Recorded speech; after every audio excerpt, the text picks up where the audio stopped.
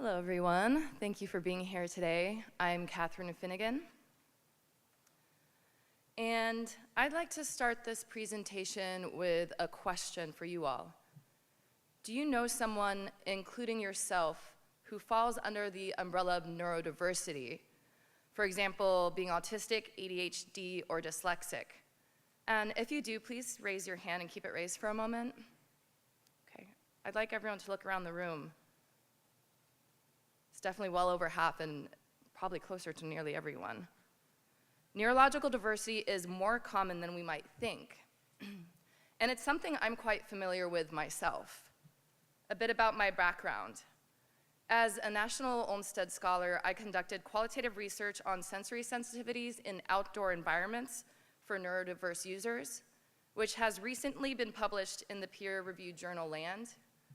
And as an LAF Fellow for Innovation and Leadership, I'm founding the Neuroscapes Design Collective with 3 co-founders to drive innovation in sensory responsive and neuro-inclusive design.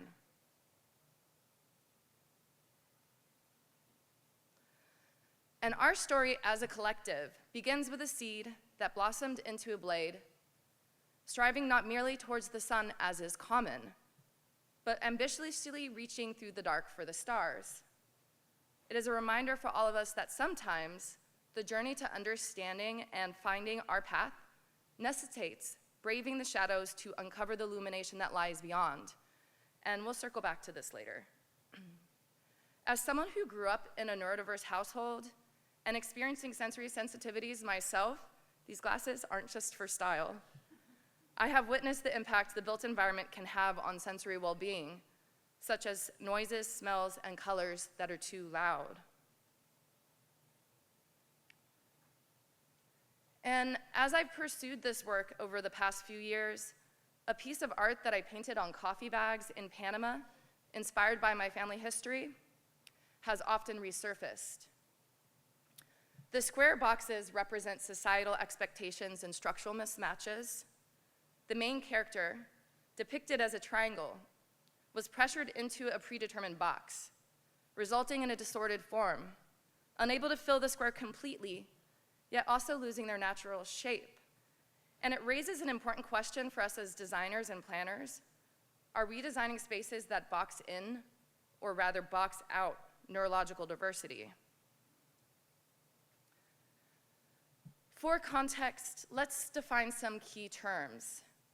Neurodiversity is a concept that was introduced by Judy Singer, an autistic sociologist who posited that neurological variations are a natural aspect of human genetic diversity.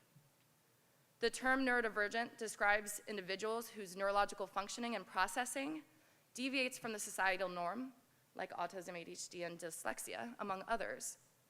And according to current statistics, about 80 to 85% of this room would be considered neurotypical, where your brain functions, processing, and behaviors are considered standard.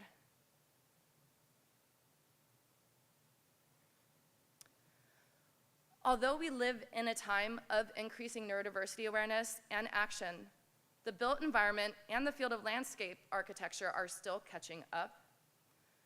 Few public-facing places are planned and designed with attention to the needs of neurodiverse families and communities. Meanwhile, spatial and health inequity are ongoing issues for this marginalized group, which include isolation, alienation, stigma, social oppression, discrimination, human rights violations, depression, anxiety, obesity, among other physical and mental health challenges. At the same time, it's widely known that time spent in outdoor environments and with community can have many positive social, mental, and physical health benefits. Yet sensory challenges often impact neurodivergent users' sensory constructions of space. So what senses are we talking about? There are the classic 5, and less commonly known are the vestibular system, associated with balance, proprioception, which tells us where our body parts are located without needing to look at them, and interoception, the foundation of self-regulation, and possibly more.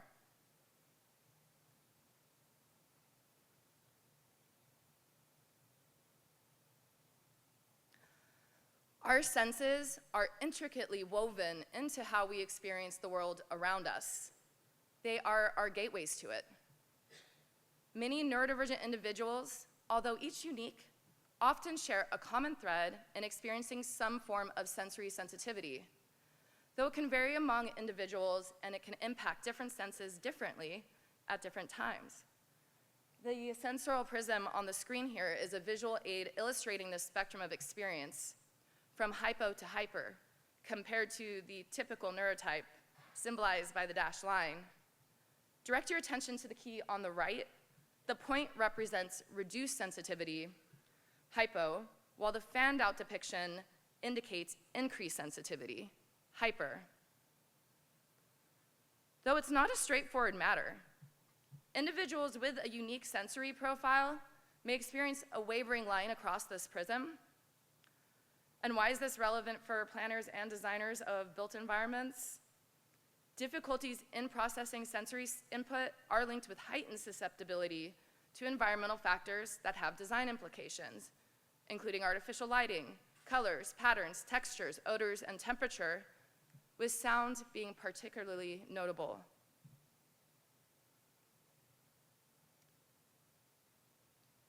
Okay, and we're gonna do a little exercise here. Those with sensory sensitivities are welcome to skip or step out of the room for a moment. Please close your eyes and take 3 deep breaths, including those joining from home.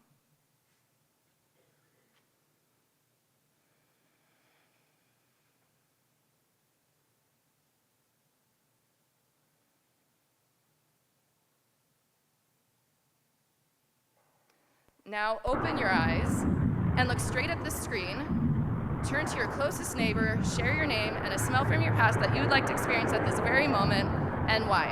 You have roughly 10 seconds. All right, go.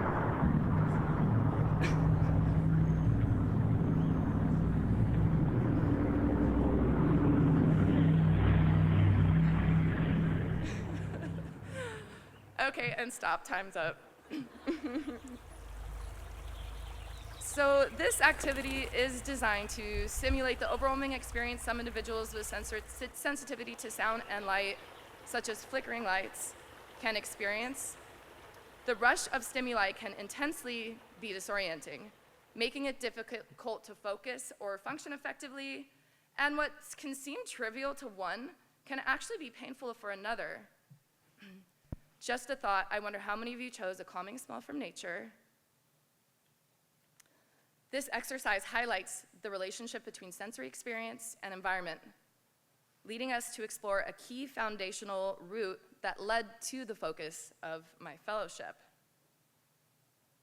Oh, look, we skipped the blinking screen there. Okay, now you guys can experience that.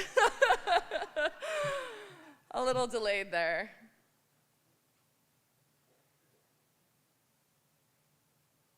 Okay, now that you got that. So a qualitative study I conducted with input from experts like Temple Grandin and Dr. Amy Wagenfeld, who's actually here tonight. They advised on the thesis committee. Along with experts of their own experiences, members of the neurodiverse community had greatly informed this fellowship project. Over 30 adults with lived experiences in ADHD, autism, and dyslexia, and also sensory sensitivities, shared their firsthand, secondhand, and professional perspectives on relationships between neurodiversity, sensory experience, and outdoor environments. The study revealed multiple emergent themes, highlighting both obstacles and opportunities for inclusive and responsive design.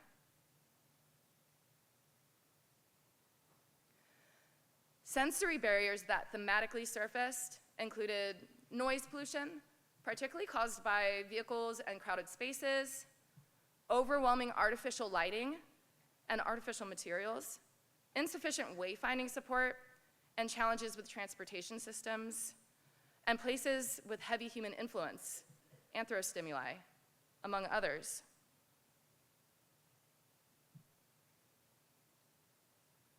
Many elements were also found to be sensorially supportive, mainly bio and geostimuli like greenery and the sounds of water and wildlife.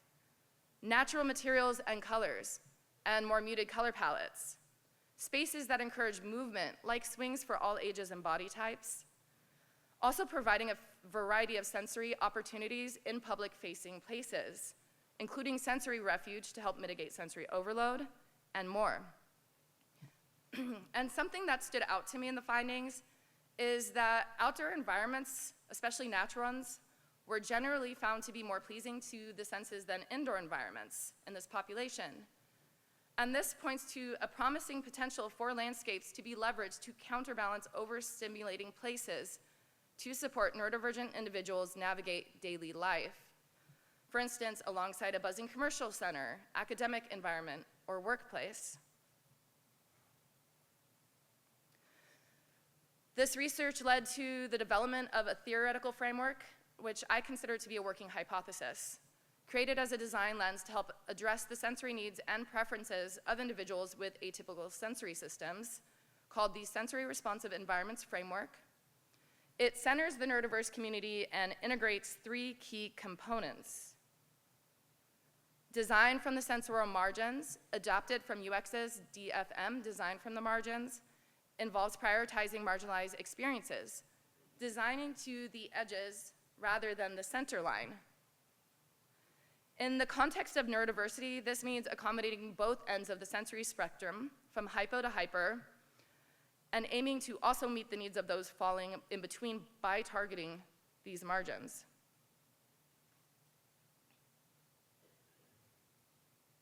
Sensory zoning, a necessary counterpart to the prior, is an approach that offers opportunities and options for both sensory avoidance and sensory sinking tendencies, as well as transitional spaces. It moves away from uniformity, emphasizing that the landscape should reflect the diversity of the communities it intends to serve. The third component integrates nature-based approaches, thoughtful incorporation of natural stimuli from biological and geological sources, bio and geostimuli, with a lighter human touch. And returning to the core of the framework, a consistent pattern emerged from study participants, and it was advocacy for participatory design, aligning with the principles of co-design. The center of the framework has significantly influenced the path of this fellowship. And while this research has provided many insights, it has sparked more questions than it has answered. A flood of inquiries and requests for further action and information has surged like stormwater since I started this work, such as initiate national ADA policy reform, determine why there is a rise in autism, is it environmental, become an expert in human genetics. What are evidence-based design solutions for all neurodiverse identities and diagnoses in all landscape types? Conduct a deep examination of the language around neurodiversity and to find the one grand solution. I do appreciate the vote of confidence, but oh boy, I signed up for this fellowship before my study was complete, thinking I'd make a design toolkit or a zine. I even linked up with a zine publishing company in Portland. But the call to action, voiced by both the study participants and the subsequent flood of outreach from the design community, highlighted a need for something more expansive, beyond one person's scope, expertise, or a single study's insights. This led to acknowledgement of a significant gap in the field, a place for practitioners to collectively share and expand their knowledge and expertise in addressing these nuanced challenges. There isn't a place for us to land and in turn expand. So we decided to make one, the Neuroscapes Design Collective. This very much grassroots volunteer-run initiative aims to advance the dialogue on the intersections of landscape and urban design with neurodiversity and sensory sensitivities by creating content, fostering awareness, and building community. In addition to myself as the founder, the Neuroscapes Design Collective has 3 co-founders, Benjamin Jensen, Macy Nelson, and Mark Simonin. We are a neurologically diverse team of visionaries coming together from across the country, coast to coast, And they're all here with us today, which is deserving of a joyful round of applause.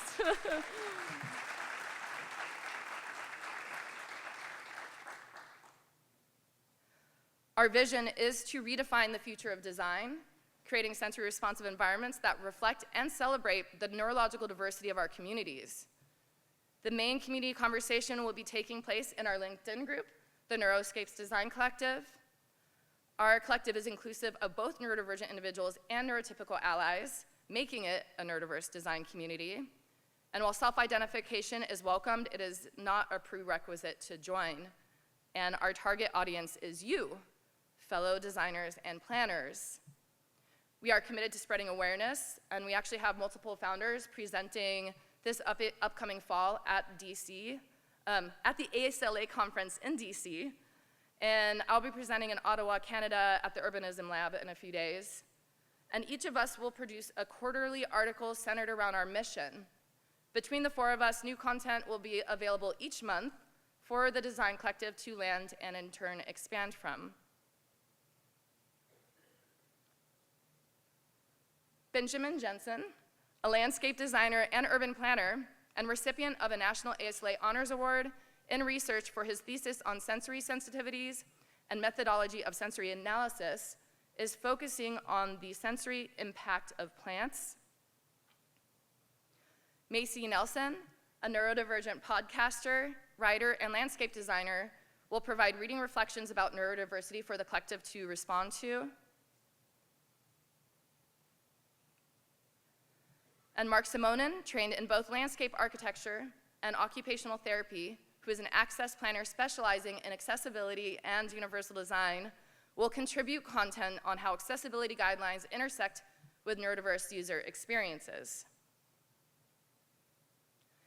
And I will be expanding on my qualitative study insights and framework, starting with a dive into multisensory qualities of non-living materials, along with nature-based design approaches with an emphasis on natural patterns.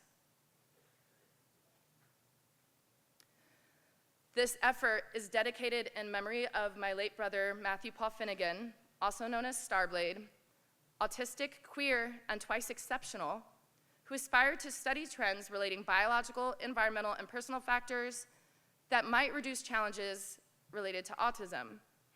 His chosen name, Starblade, originated in his childhood when he embraced the identity of a dragon. And I believe this reflects a deeper narrative. If society had treated him with more humanity and understanding during his formative years, would he have felt the need to adopt an identity beyond our species to find a sense of place and belonging and a sense of self in this world?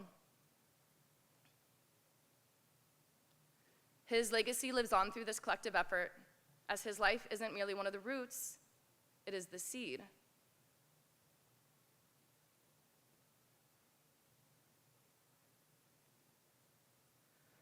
We welcome you to join the conversation and the collective. The website's live, and it links up to each of our LinkedIn pages and also the LinkedIn group. And we hope you take the opportunity to land and expand with us. Thank you to LAF, to the co-founders, to my cohort, to everyone who has supported this work, and to all of you for being here today.